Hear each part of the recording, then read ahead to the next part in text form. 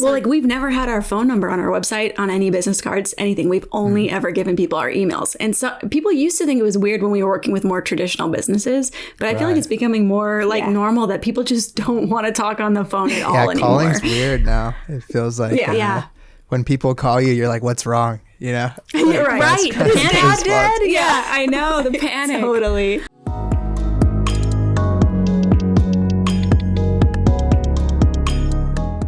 Hey everybody, welcome back to the Jesse Nyberg Podcast. Today I have on Jen and Amy from Hoodzpah Design, talented pair of sister designers, and really excited to chat with them. How are you? Good. How are you? Pretty good. Middle of the week, kind of getting into the swing of things. Just surviving. Midday hump. What have you guys been Jesse, doing I this want to week? know. First question I want to know is from you. And I want to know, how do you keep it so chill? Because I need some of that. I'm so high strung. And I feel like you could be narrating the Calm app. Oh, that's You good. seem so calm. Yeah, I think it's kind of like the way my body processes like fight or flight and like adrenaline. It's like, all right, I need to get this done.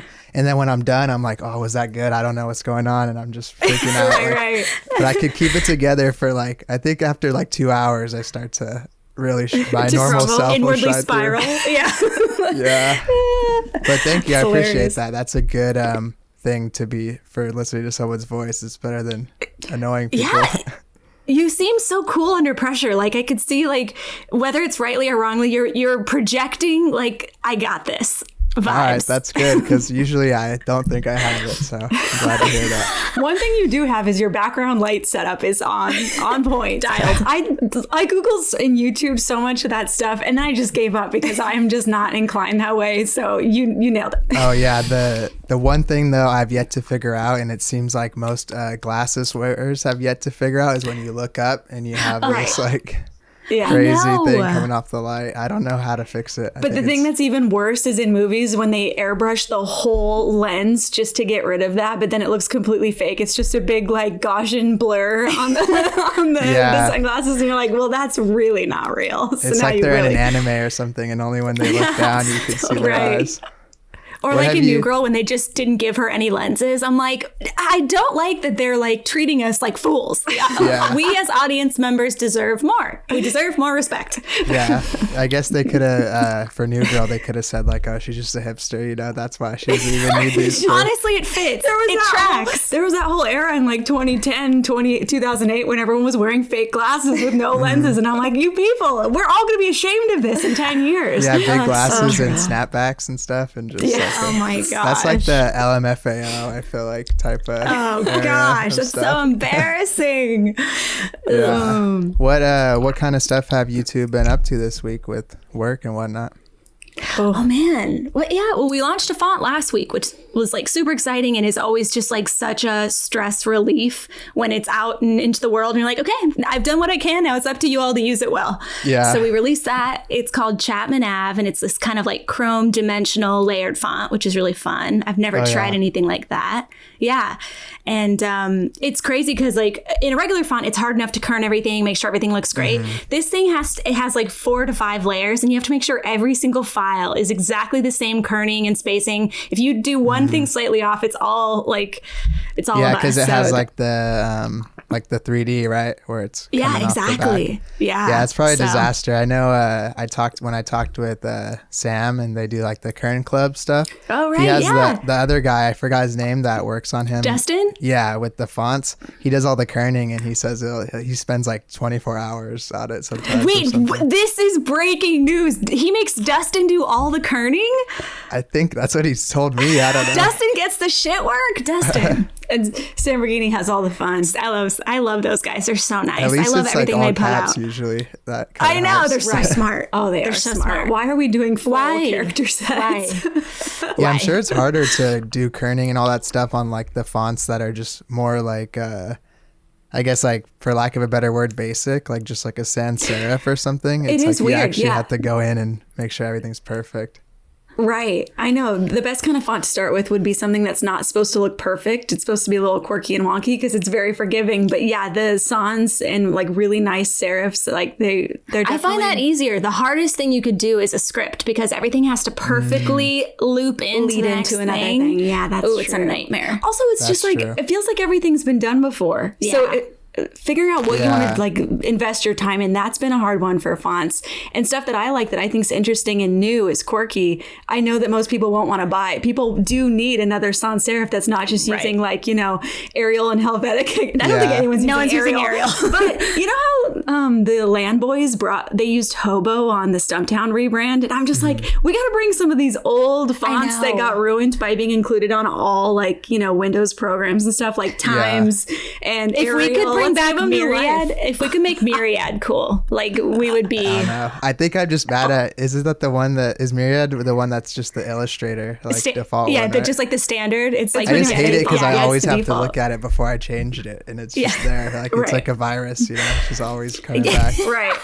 It's just taunting you. But it is funny. Our best-selling font is the one that we would think is like the least. I don't know. There's the least exciting. Yeah, even though it's really nice. It? It's Santa Ana Sans. Oh, that one. And it's because everybody wants a different sans serif to use. Like they're tired of using whatever they're using. I mean, people just want they want like a font that's basically Helvetica, so they could say it's not though. Really. Like, right. So they can tell their client I didn't use Helvetica. Right. Oh man. Have you seen the? I forgot what it's called, but it's like this company that does where you rent like studio space, like for recording music and stuff. It's like Pirate or something. They use Arial, their logo and their branding's all Arial, and it's all stretched, like super tall. Right. And it's pretty dope, honestly. It is dope. Cool. Everything is like everything's like unbranding now. Everything's like brutalist. Or like undesigned. It's almost like the uglier it is, like the more you're defying the rules and just giving the big middle finger to like, oh, designers, brand new. You think you're, you know, like, which I find really fascinating. I'm like, cool. So like we can do whatever we want now, you know?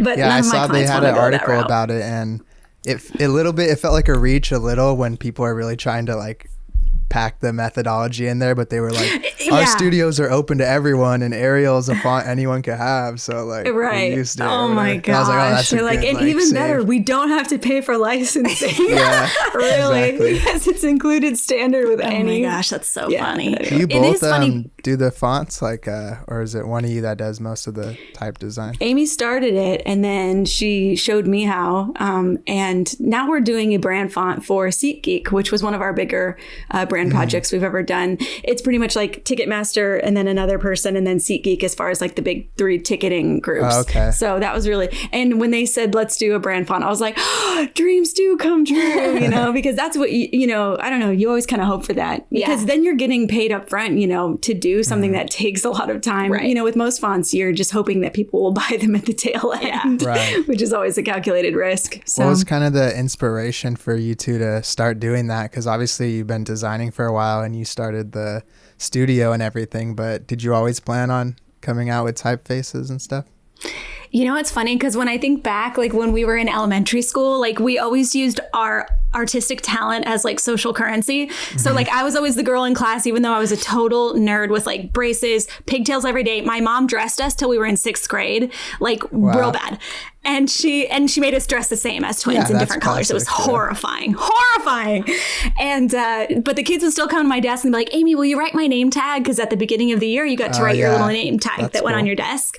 And so I'd like do like bubble letters and do the drop shadows. And like it was the one thing that like got me into like a social group. It was her like, social climbing ticket. Yes.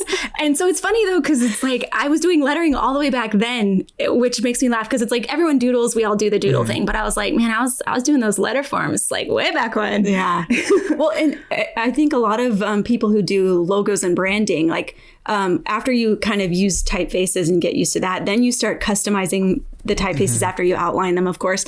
Then you start doing your own lettering, and then you're thinking, I guess I'm just like one step away from doing the full font. Right, you know? Especially if it's like a super long like word mark or something. You're like, I got like 8 letters right here. Totally. Right. And that is the trick. That is, Jesse, that's where you get stuck in the black hole of designing a font. Is you say, I've already got 8 letters. How much more could it be? It seems so easy. It's not. It takes forever. I actually kept track of my time this time, and I was like shocked and horrified at all the time that it takes because luckily it's fun. Like if you enjoy doing it, it's like it kind of flies. But yeah, that's how it always starts. It's like you have 8 cool letters that the client didn't use, and everyone on Instagram is like, oh, they should have used this. And you're like, okay, people like it. Yeah. I like it. It could live on. Yeah, I feel like I've never gotten far enough to be like, all right, I'm gonna design a font, but I've gotten into maybe making like 20 characters, and there's like a few, like, I don't know, R for some reason is like hard for me. R and B, like I don't like, I try to get them to look the same, but they're not, because the one has the 2 legs. And then every time I get to those 2, I'm just kind of like, maybe I shouldn't be making fonts right now. Right. Every time I get to the S, I'm like, is it worth it? Is it worth it? What am I doing with my life? I'm like, how are we supposed to do this? It's funny you were talking about being like you were the kid that would draw people's tags, and that made you like have your like clout in school or whatever. I remember that being the kid that had the like big crayons with the sharpener thing on the back. Everyone would come to their desk and be like, can I borrow that? Yeah. Yeah, That's with hilarious. the built-in. Wow, that was like that was a power move right there. Yeah. That's that so was funny. like the original, like, just followers, you know, however many crayons you had was how cool you were in elementary school. That and gum, like having gum in elementary school, it was like, dang. Yeah. Like it was just so advanced.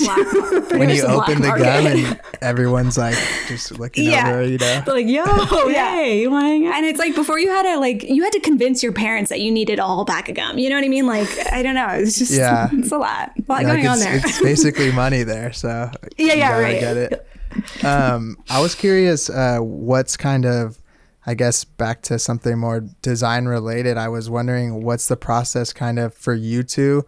I know you have a few other people at the studio, but what's kind of the process between you two when you start with a client? Like, who kind of begins to tackle what?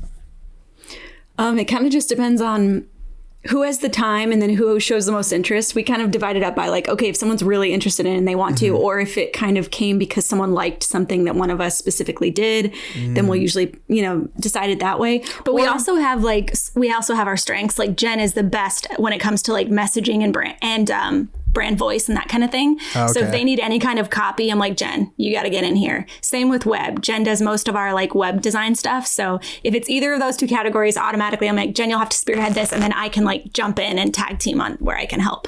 Yeah. Okay. Do you ever not work on something like, does one of you ever not work on something and when a project comes in? We do divide and conquer a lot, mainly because like we can butt heads a lot if we're trying to like purely collaborate like normal people would. So what we'll usually do is someone will be kind of like the leader on any given project, but we always collaborate on sketches, and then there's always critiquing sessions, of course, because it just will make things better 100%. Yeah. But like in between those things, like one person has the ownership and the responsibility to like get it done, which is good when it comes to like, most of the problem comes if we truly collaborate. It's like, I thought you were doing that. Well, I thought you were doing that. Well, you do that.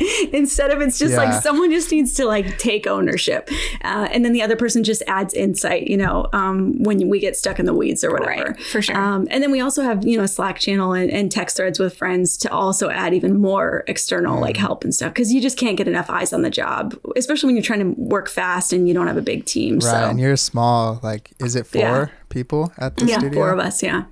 So super tiny. It is. And it's funny. Every time we work with large companies, they're always like, all right, let's schedule some meetings. Damn, they want to do so many meetings. And we're so used to, like, we never meet. No, we don't do any meetings. I usually just yell at you. I'm like, hey. Everything is email. And luckily, we all enjoy communicating that way. Like, I haven't spoken to Arturo face to face in years. And he's like a key member of the team, but we just email everything. He loves email. I love email. And we all work remote. Yeah, we've worked remote for almost like 6 years. We only had an office early on. So we've always... And it was a home office. So.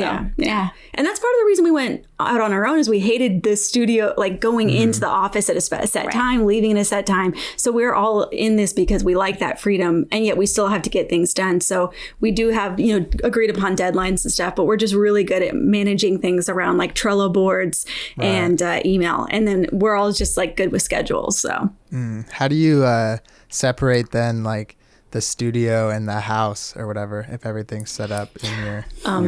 That it's so hard, and I think everyone's experienced that this last year with like work from home. But it's like, I just want to see a different room, you know, like I just want to see any other room. It's like, it used to be so exciting to go to the grocery store, you know, because it's just like, yay, or to the beach, you know.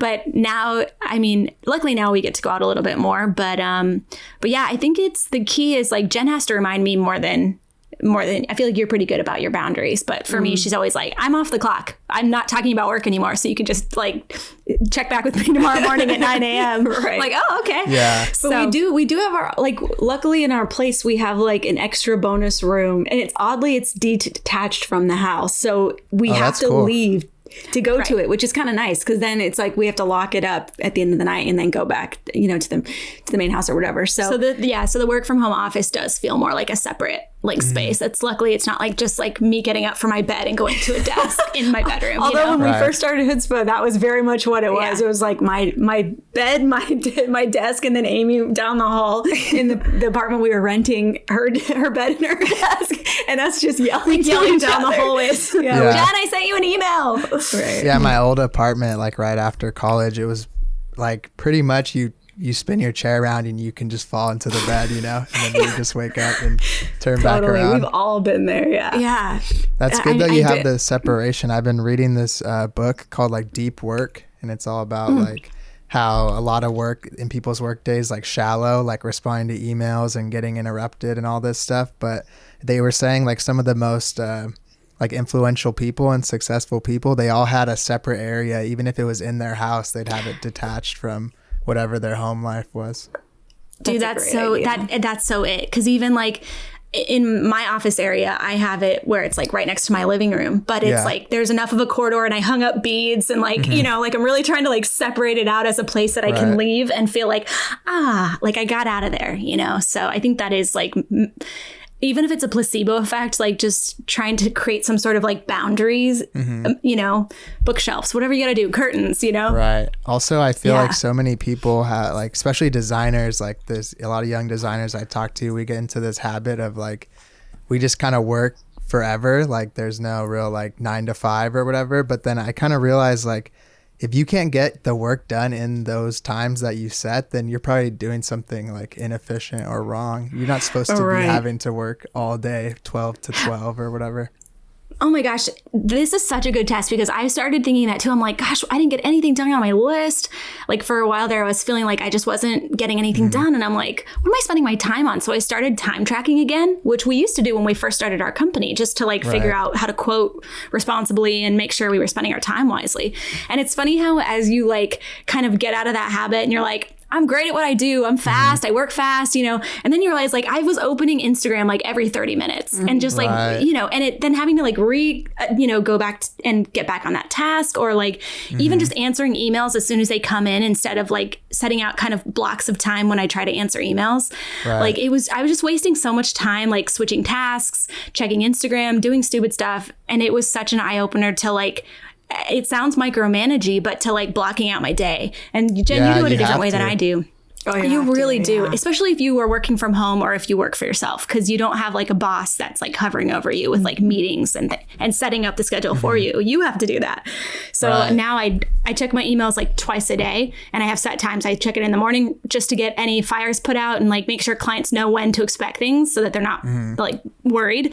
And then I'll check it again like around like 1, but then I close it. And same with Instagram. I try to only like post like certain days, and then shut it down and just close the browsers, or like, put my phone away. So in that same book, I was reading about this thing. It was so a lot of people think that, if you get a message or get an email, even if you don't respond, like you just look at it, there's this thing that the scientists were calling like residue or whatever, like that's still on your brain. Like you're still working on your design project and you're thinking like, well, what am I going to tell this person in 4 hours from now? And so even seeing it is like interrupts your like flow state and all that. Yeah, totally. Well, that's why so many people think, I do my best work really early or really late, but it's because you feel the freedom of not being beholden to get back to people or responsibility. So it's like, if you set those blocks out in your normal work day, like hopefully you would still be able to recreate that, even though I know it's easier said than done. But you can, and turn notifications off. That is the best thing I ever did, specifically my text notifications, because that is what really like kind of gets you off track because it's like friends, clients, everybody, you know? So I turned all my notifications off and then I set those blocks, and it really does mimic the feeling of like, okay, this is my creative time. Nobody's able to bug me.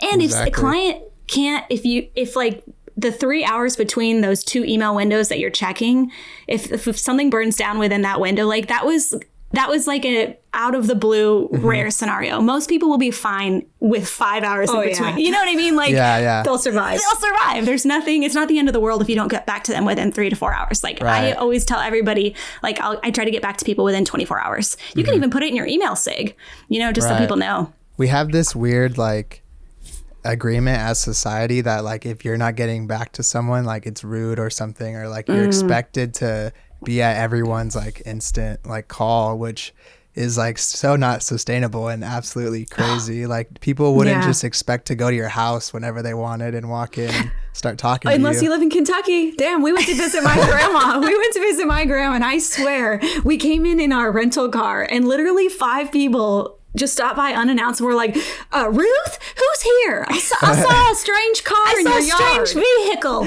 And we're like, what the hell? Yeah. But that's the South because everyone knows everyone. And everyone's so nosy. Right? But I feel like as like younger generations, like we value more of like our privacy again, oddly.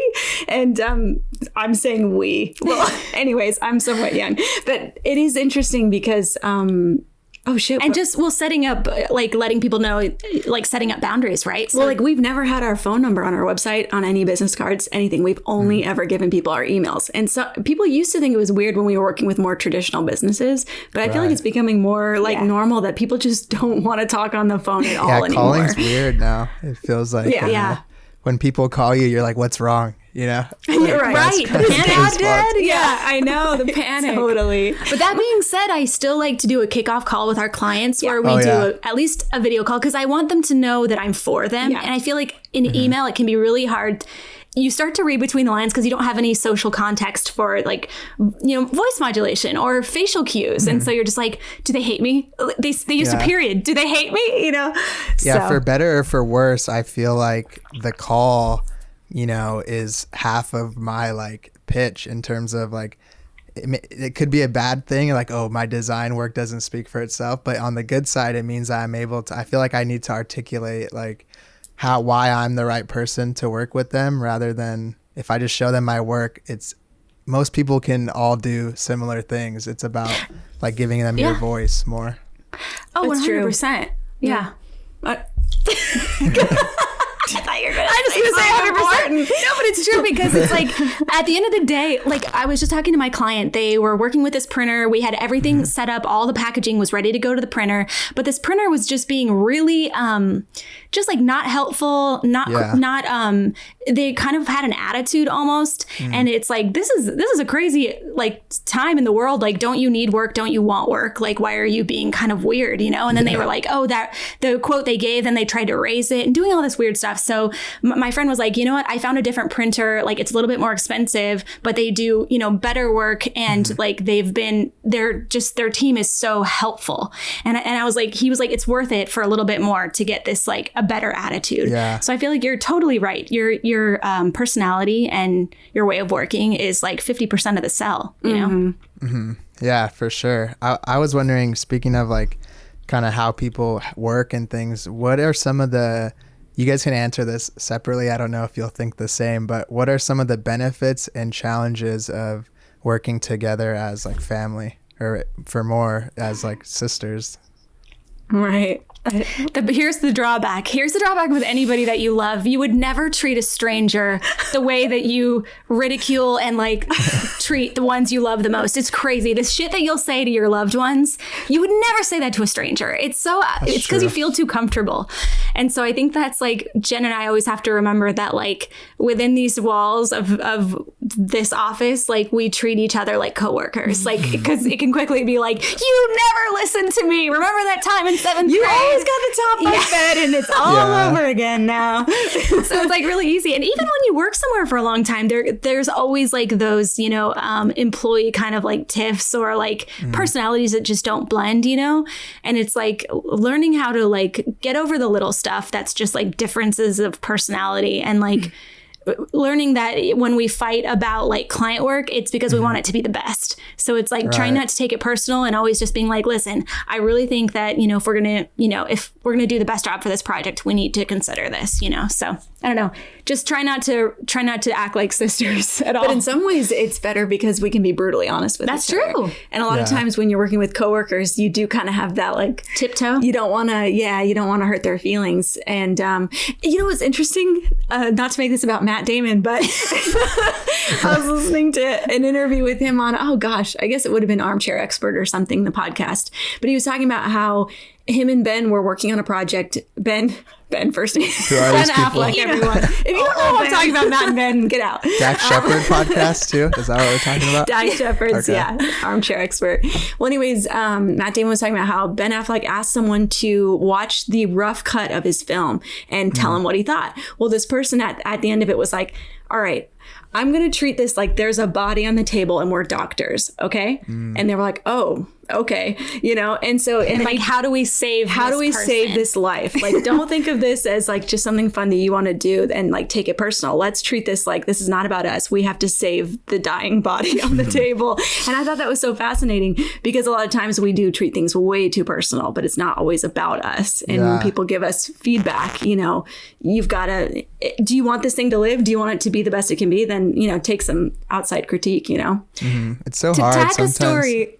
Oh, yeah, no, it is. Oh, I was just going to say, to tack a story on Jen's story about another celebrity. Our sister is obsessed with, what's his name? Jason Momoa.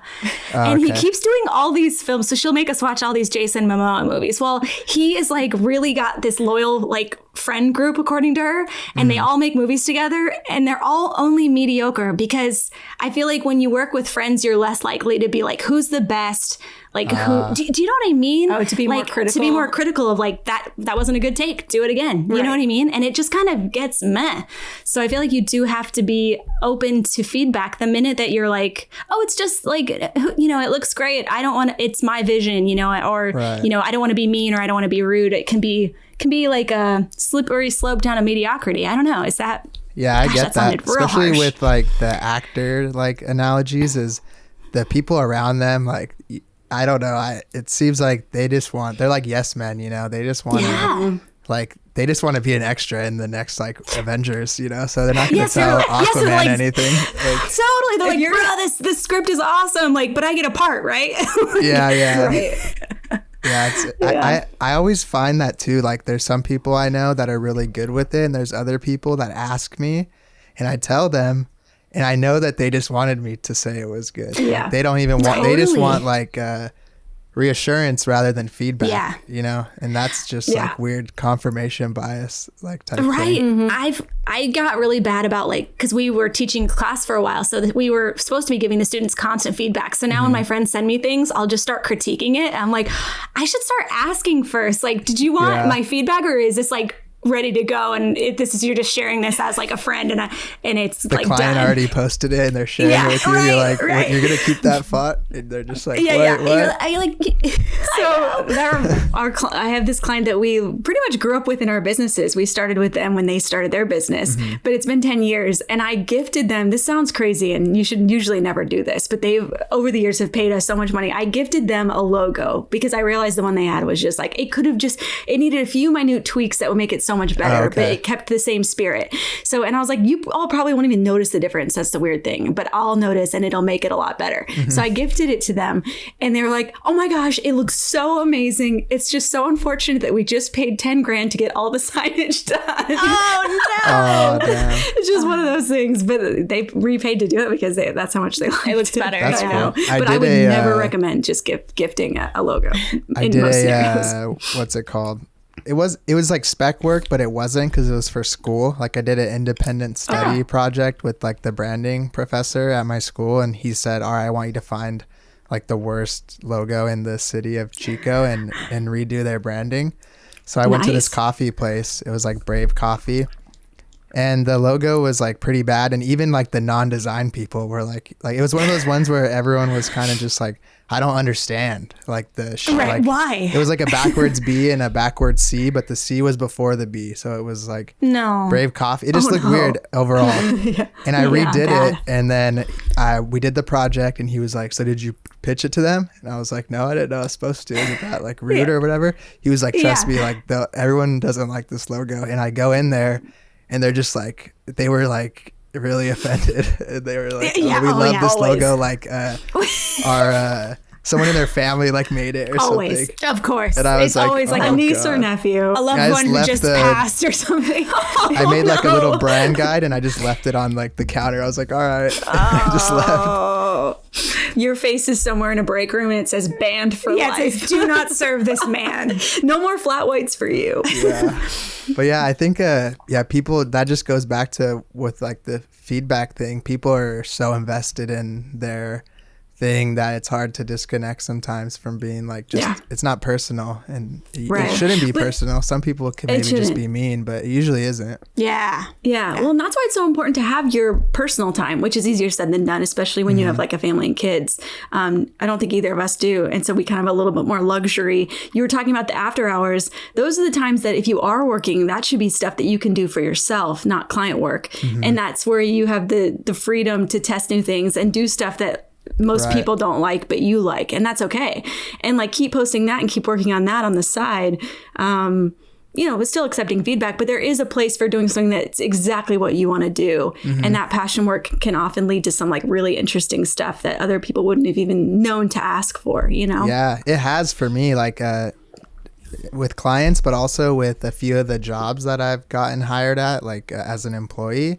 When I got there, like when they were looking through my portfolio, I have one, like, it's not a project, but it's just a gallery of all the stuff that I just call it like experimentation, and it's all just Instagram like posters and whatnot.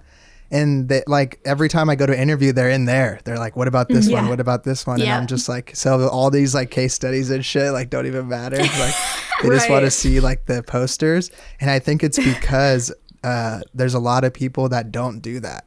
They only do work that someone makes them do or someone's paying them to do.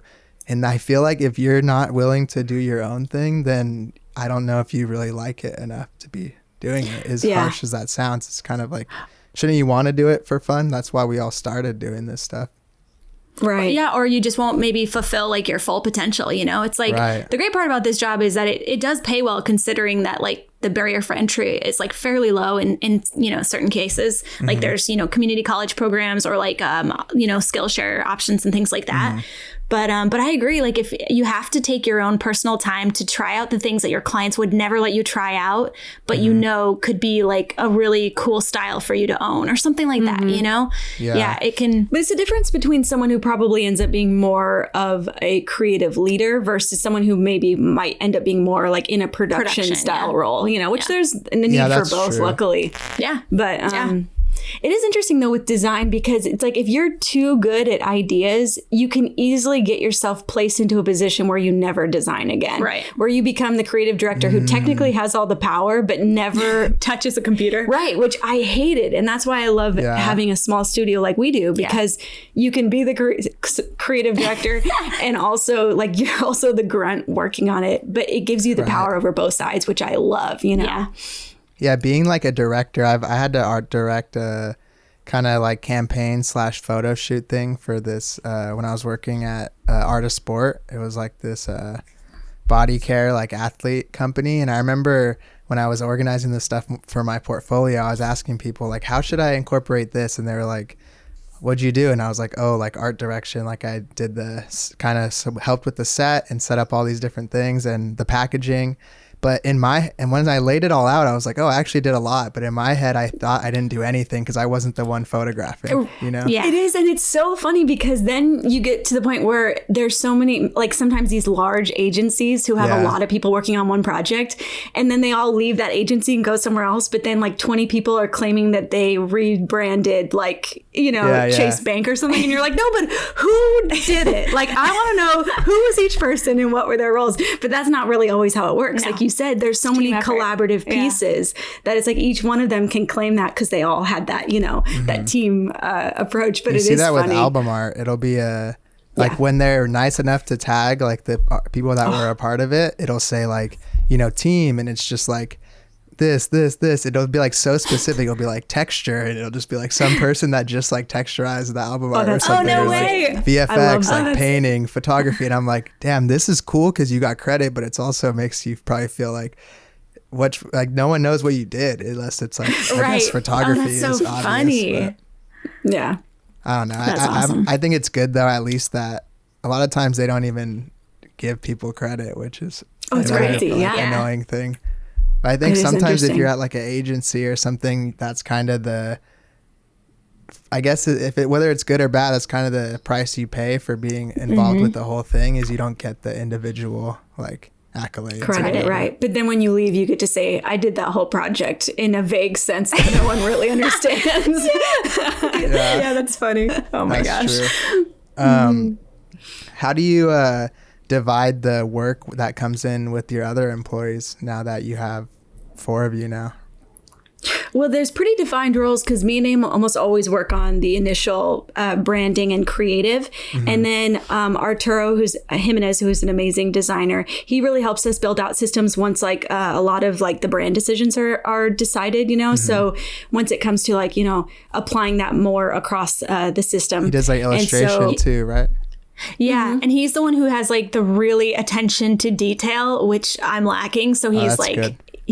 He's great. Yeah. It's like, so he's a precision monster. He's a precision, in a great way. Yes. And then B, her role is more like management and like she does all the shop side stuff. So once we launch the products, she helps manage all that side. And then she'll field all incoming emails and kind of like sort through things and then send us things that are relevant. So she's the one that was on like the live stuff with you, right?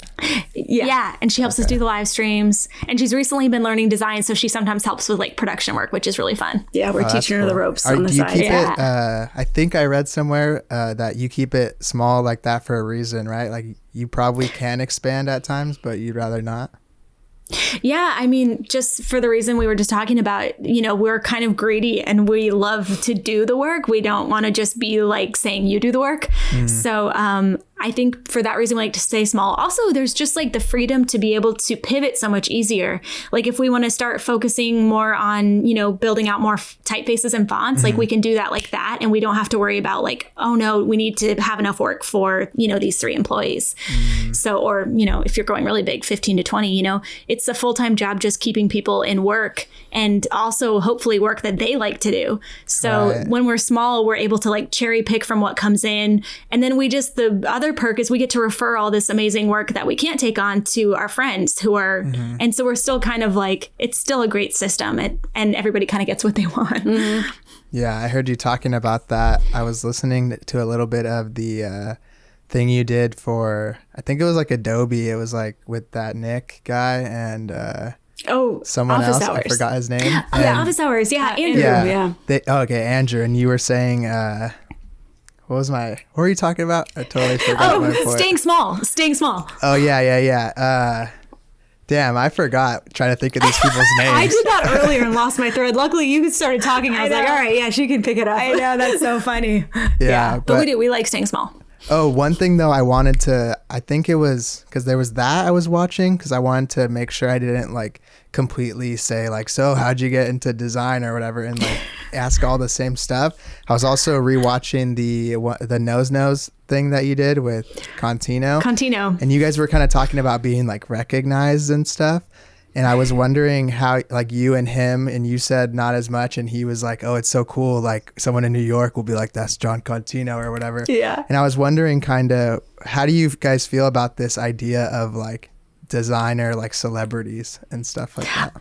I was laughing so hard about it the other day because I was watching that Lula Rich documentary about LuLaRoe. Have you heard of it? No, I have not. Okay, well, you should check it out.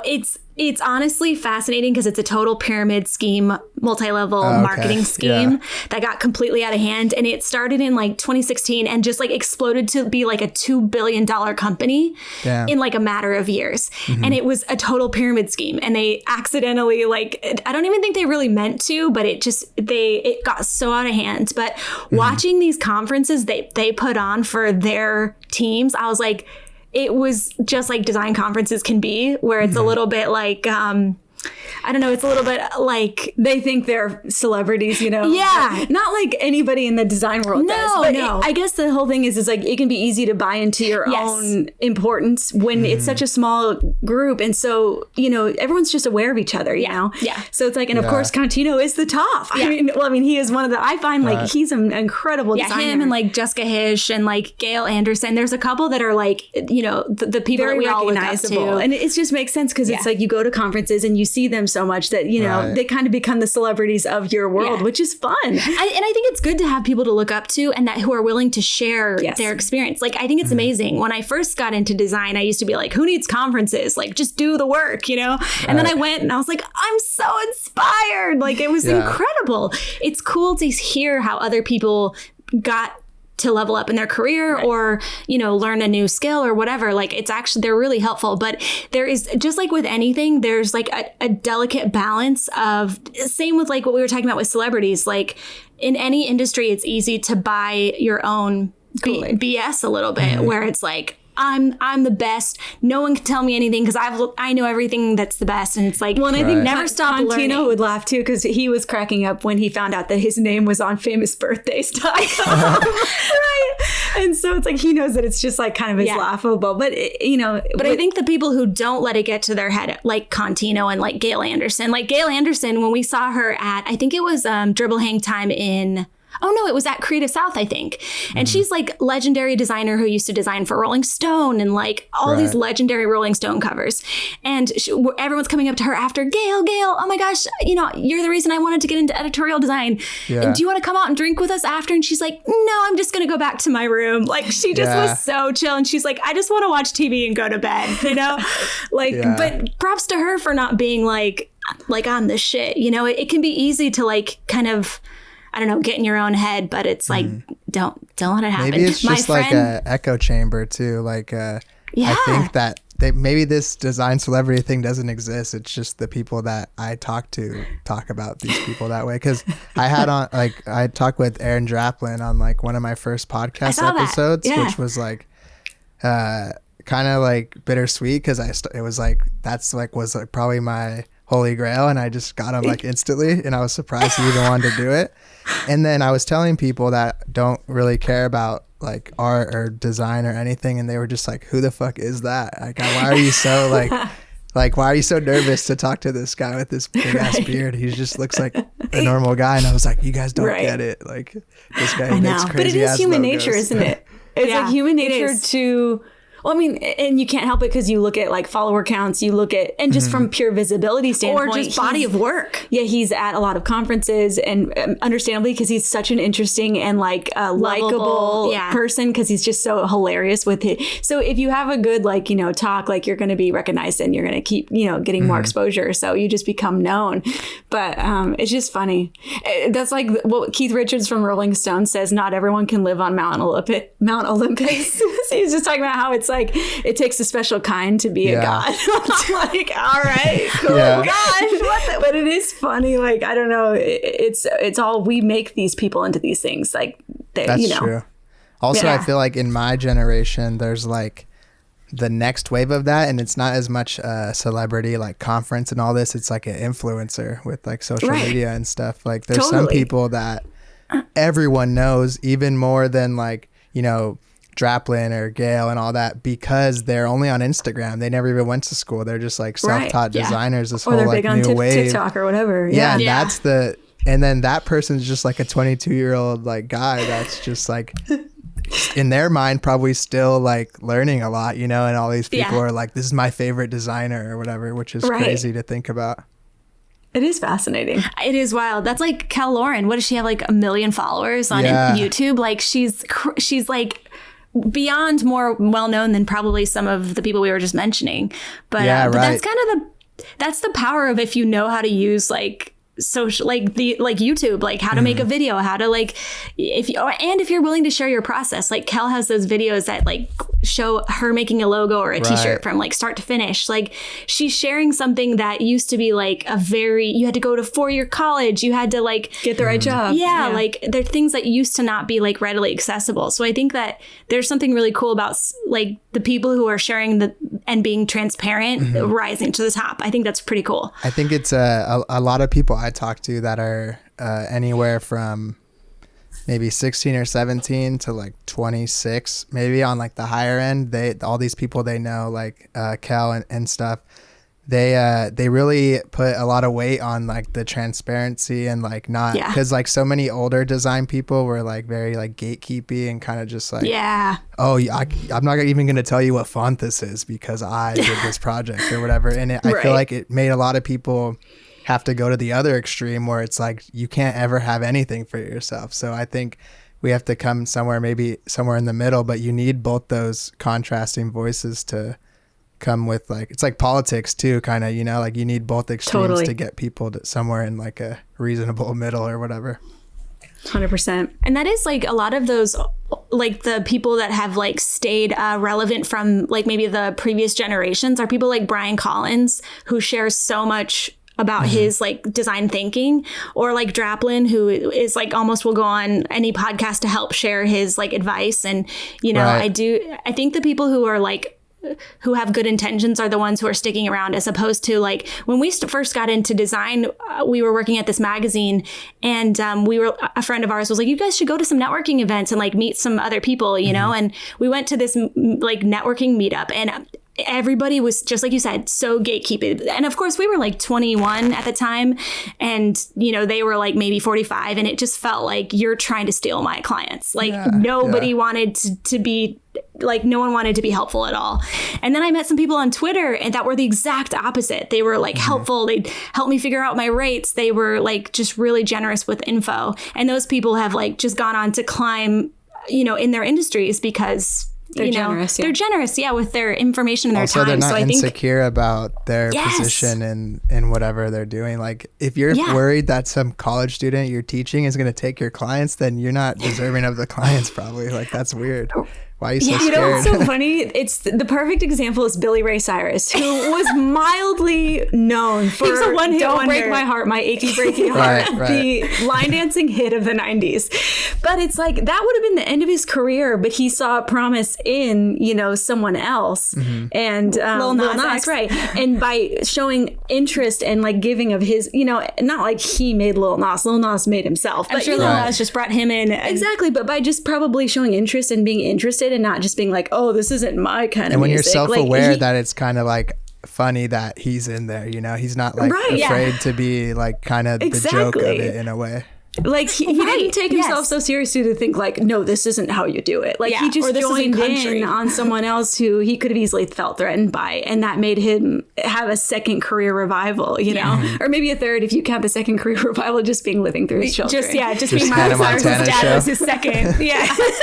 It's funny because good for him, you know, when that whole thing happened, Lil Nas was like #1 country, and everyone was saying that doesn't count or whatever. Yeah, and that he's like, all right, Billy Ray Cyrus like remix, and then that one went to #1, and they were like, well, fuck, I guess like I don't know what to say now. Really That's the beauty of it, though. I love that. So, and it is people who are open-minded and willing and excited about change, because guess what? Change is going to come. And if you, what's that Bob Dylan song? Like, you know, don't stand in the doorway, don't block the halls, because you're gonna be the one that gets left behind if you're the one that's trying to like stop the progression of time and change. So it's like, you know, try to get excited about what's coming up and don't get threatened, because if you start to be insecure about it instead of like, oh, well, gosh, this is an exciting new thing. Maybe I can like take a class. Maybe I can like, you know, make some friends who like are into this, you know, I don't know. Yeah. I think it's good because even if like you do get something out of being like more negative or not changing, I feel like it's not going to feel as rewarding as like, even if you fail and you were like kind and you tried to help people and you did like just were a good person, which is sometimes like a rare concept to people, I feel like it's better in the long run. Like you'll feel, even if you succeed being like shitty, it probably doesn't feel good when you're like about to die or when you're old or whatever. Right. There's a reason everyone hates people like Jeff Bezos, and you know, right. You know what I mean though? You know what I mean? Yeah. Like it's like you don't, it's, yeah, exactly. Mm-hmm. And they're like, he gave $1 million and it's like 0.001 of his like net worth. I know. Or whatever. It's like me. Yeah, it's like me not like giving anything, like a fraction of a cent. Right. Yeah. It is crazy. It's like, yeah, they think they want all that money, and then it's like they're more miserable than anybody. Yeah, I love too when there's people I know that always like defend like these, you know, ultra billionaires, like.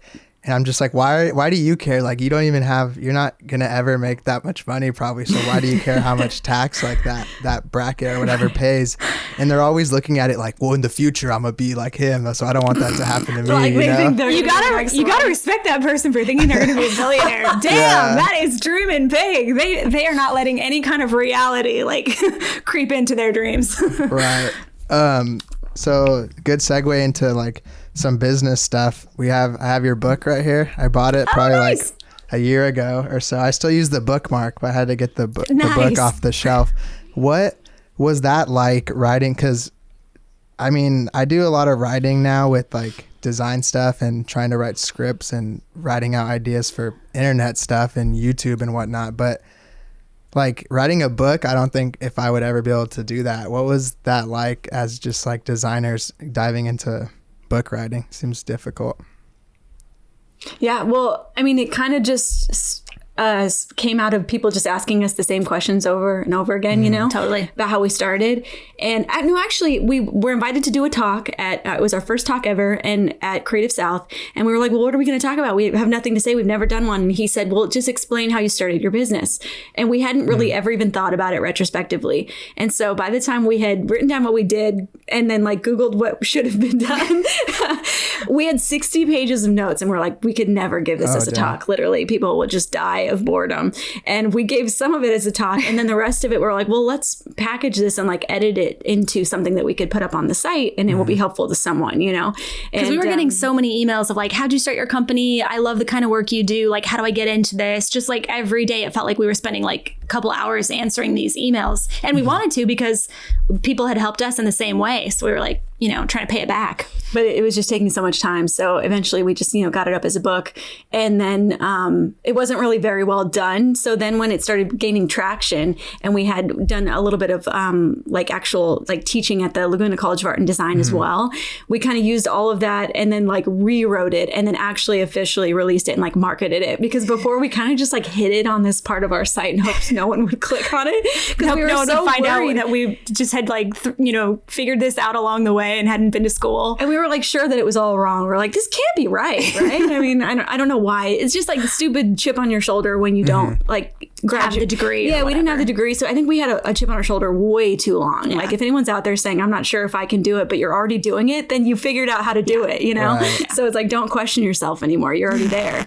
So yeah, we just, if you're already writing blogs and scripts, it's like, just treat that as each one could be a chapter, you know? Even just taking your annotated, like the scripts from recordings you've done on video and then like turning those into, you know, text, and then just maybe hiring an editor to help you clean it up. But yeah, I always have this problem where I think a lot of people have it too, where once you start to know so much, you forget like the things that you didn't know at one point. Yeah. So you think that everything is like obvious, and then you just say some throwaway thing sometime, and someone's like, whoa, like I never even thought of that. Like where'd you learn that? And I'm just like, I have no idea. It's just in my brain somewhere. Like, right. That's 100% it though. Like when we had the first iteration of the book, which was just kind of like an online PDF, and a student had found it, downloaded it. His name was Ricardo Imperial, and he went to Laguna College of Art and Design, and he asked the design chair there, Catherine Ure, if we could come and speak to the class. So we came and spoke. And then after the talk, she was like, you guys know a lot. Would you like to teach the professional practices class? And we were like, it was like it was the most amazing confirmation that we really needed from like an outside source that like this is a good way to do it. And you know, we had our business mentors that like knew a ton, but they weren't in the design world, so we always kind of assumed it might be a different thing. But yeah, so then we started teaching there, and it is funny. It's just like takes one person that's kind of like outside your sphere to give you a little like you're doing okay, and then sometimes that's all that you need to kind of like keep motoring on. Yeah. And you guys taught together, like just as dual like professors or whatever? Yeah. I felt so bad for our students because we would trade off weeks. So I would be there one week, Jen would be there the next week, I'd be there the next week. These poor students, like they were so confused, but it was so fun. I've never learned more than from teaching because, you know, you do videos, like when you're about to explain something to someone else, you have to think about what am I doing? Why am I doing it? And how do I explain it in a succinct way that this other person can understand? And it's not like you're learning it from scratch just to teach them. No. You're just quantifying what has been like a gut reaction until that point, you know? Right. It's like the explain like I'm 5 thing. Yeah. And I realize if you can't explain it like you're 5, then you don't know what you're talking about. Really. Right. Yeah, exactly. Yeah, it's not for everybody. It is interesting. Yeah. Some people are like the most amazing designers and they gut instinct know exactly what to do. But when it comes to like explaining it to someone else, they're just not good at it. I've been to so many talks to people that I love their work, but the talk just wasn't interesting. They've never really thought about what or why they're doing and takeaways on how that could be helpful to somebody else and how they do what they do. So it's definitely not for everyone. Yeah, I've learned that doing the podcast, like even just talking about these ideas and like more in the abstract, the skill of the designer, or the popularity or the experience isn't parallel with like the best podcast episodes I've done, you know? It's true. It's all about like some people like, I think the reason they're so good is because they are like more antisocial because they're just in their little lab like cooking up crazy ideas like 24/7, you know? Yeah, it's like how so many of the best actors are just blank slates when you like see interviews with them. You're like, but they kind of have to be. They have to fill themselves with other like people's like the lives to the point and stuff. Yeah, it's like Cillian Murphy or like Christian Bale. You watch them and it's like watching cardboard. It's like Daniel Day-Lewis and all that. Yeah, right. But you know, it's why they always say never date actors because it is true. They're just like they don't have a person. I shouldn't say this about every actor. Some actors are themselves. Like they kind of just play themselves. Right. But then a lot of actors, like this is no disrespect, and I feel like I'm going to get a lot of hate mail for this, but I feel like Chris Evans is just like a blank slate. Like you cannot trust that man. Yeah. He doesn't have any personal views. I feel maybe he does. I don't know. Yeah. But like it's also Hollywood. Like they're so scared. They're just like every answer. I do feel bad for them. They're under a microscope. Yeah. They're like, they're under what do a you lot think of about scrutiny. this? And they're kind of just like, I mean, you just gotta, whatever way you look at it is all right with me. That's like their answer. I shouldn't talk shit on Chris Evans. I'm sure he's a lovely person. Yeah, he actually watches this every week, so you better. Yeah, he's actually a big fan. This is his favorite show, so he's in the Patreon. So if you could just. Yeah, he's one of my angel investors actually in my entire operation. Oh my gosh. A few more things I wanted to ask you before we let you go. Talk to you about fonts. What did I have? Oh, I wanted to ask because I know you guys have done, I think multiple times you worked with Disney on like the Luca and was it the like Fairy Godmother or something like that? Yeah, Godmothered, and then Encanto, which is coming out soon. Yeah. Right. What was that? What's that like? Did you work directly with them, or was it through like a different, bigger like project, or how was that like whole process? Because that's one of the, you know, you have like Disney and Nike and a few others that's like up there. It is crazy. It's one of those projects where you're like, oh my gosh, I can't believe this is happening. When I still came in. It actually came in through a referral too. So just power to like, awesome. Treating the people you already know really well. Yeah. It's because 20th Century got bought by Disney. And so our connection at 20th referred us there. And so, but it's just one of those things where it's like, you build it up so much, you're so afraid that you're going to have to do everything differently, or like suddenly like, do I know how to do this in the way that they expect me to? Right. Like you always wonder if there's some magical way that other people are working. I don't know why every time a big company comes in, we're always like, are we ready? The magic is they work 12-hour days, I think. It probably is. But so because it was already kind of COVID era, we were working remote. And so we didn't go in or anything like that. But I think they kind of do work fairly siloed unless you're like actually working on the animation team and working as like the director or one of those members.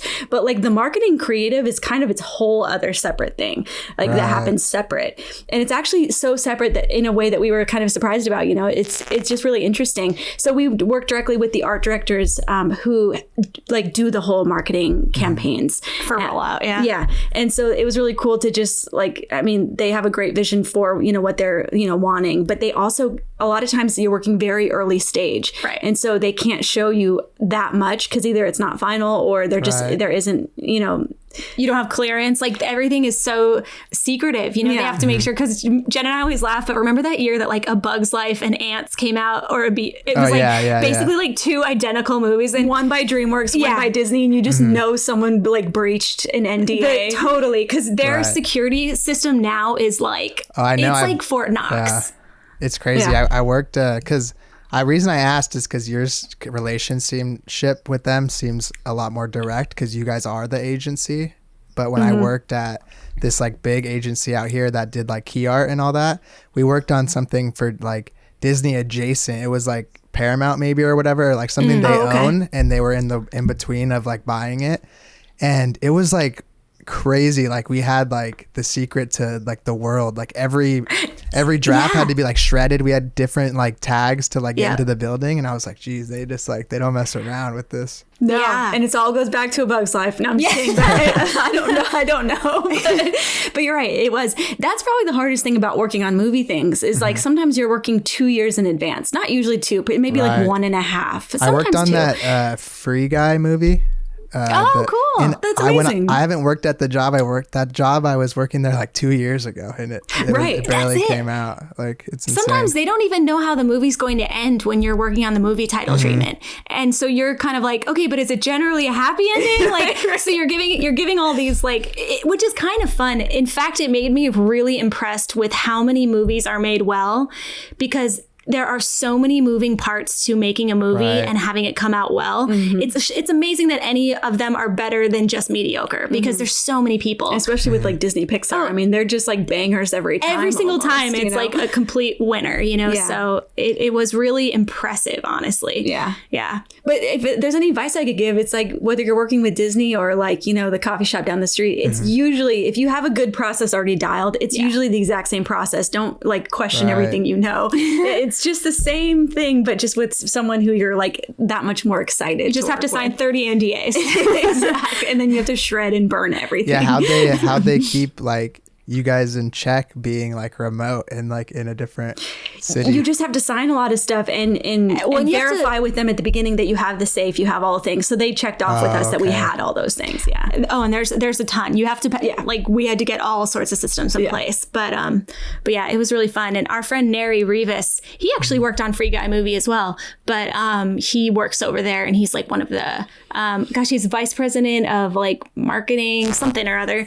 But he just found us on Instagram. Like he just liked our work on Instagram, and then was like, oh, I should like see if these girls want to do some, you know, I think it was El Royale. Bad Times at the El Royale was the first movie we worked on with him. That was the train one, right? Or no? It's like Jeff Bridges and at the like casino thing, right? And it's like a murder type like thing. And total murder mystery type deal.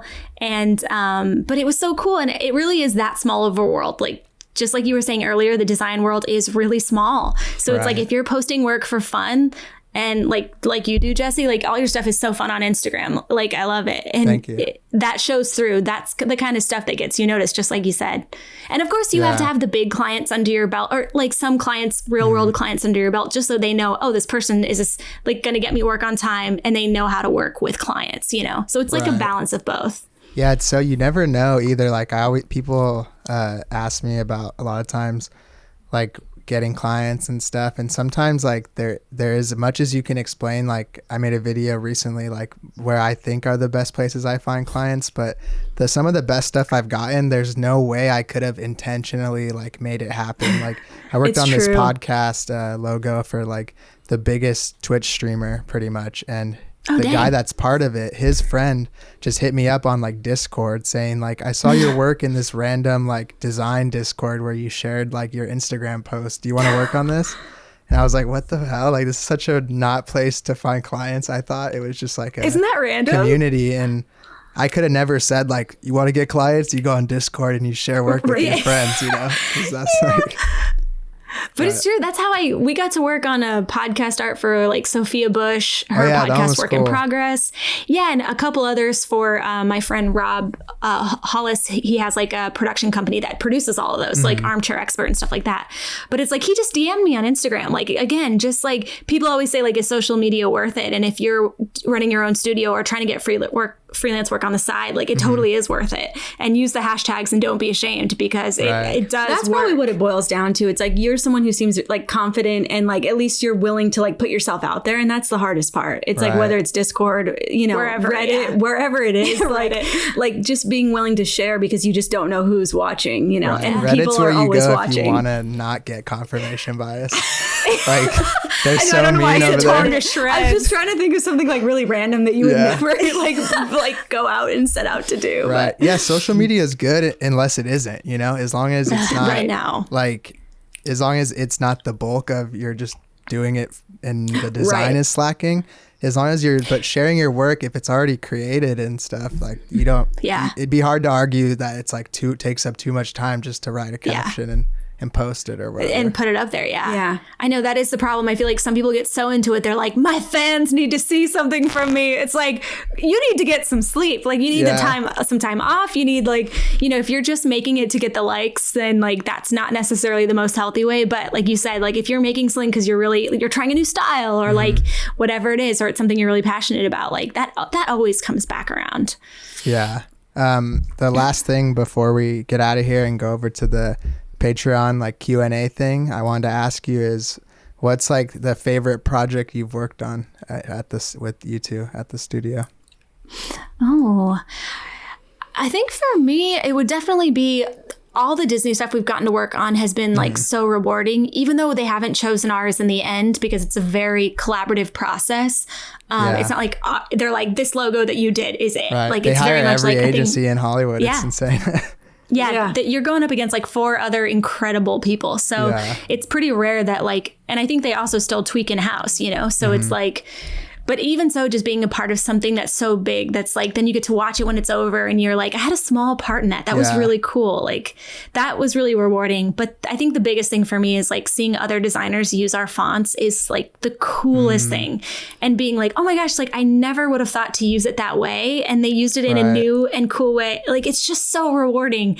And it's like exactly what I wanted. You know what I mean? Yeah. Like, I'd have to say, the personal projects, they really do. Those are the ones that you really, like, when they take off, it's always exciting, you know, like fonts, products, even like the course when people receive, that is so cool. When they're like, oh my gosh, like I didn't think I could do freelance, and then I took the course, you know, stuff like that. It's always rewarding. I always see you guys share like, spotted like Santa Ana Sands or whatever. It's like, and that must be like so cool because they're not the client, you know, like they did that themselves and found it, but you're still like a part of it in a way.